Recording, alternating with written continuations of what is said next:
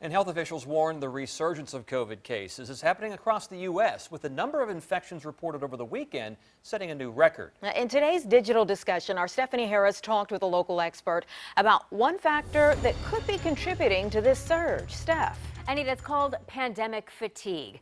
People who are frustrated, tired of social distancing, are returning to parties and restaurants. They're going back to work and school. Dr. Brian Martin, an expert in public health with Eastern Virginia Medical School, and I talked about what's happening in Hampton Roads and across the country.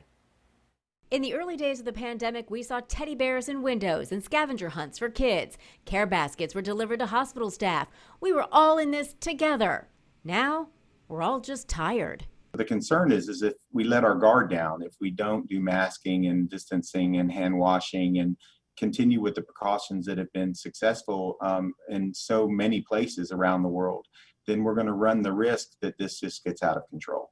Hampton Roads is not seeing a surge right now like other parts of the country are, where new daily coronavirus cases are rising to record levels. But while more people are getting it, Martin confirms fewer are dying. Even though we've had a rise in the number of cases, we've seen actually a decrease in the number of hospitalizations in October, for example, compared to March and April. Dr. Martin says we are learning better ways to treat the virus and have more tools in the fight. Again, leading some to say it's time to get back out there. After all, we're suffering in so many other areas: mental health, domestic violence, educating our children. So there's a lot of things here, public health issues that are going on that we do need to keep in mind. However, we do know that when it comes to this particular virus, that we absolutely have to protect our vulnerable populations. And wearing a mask and social distancing, Martin says, are still the best way to do that.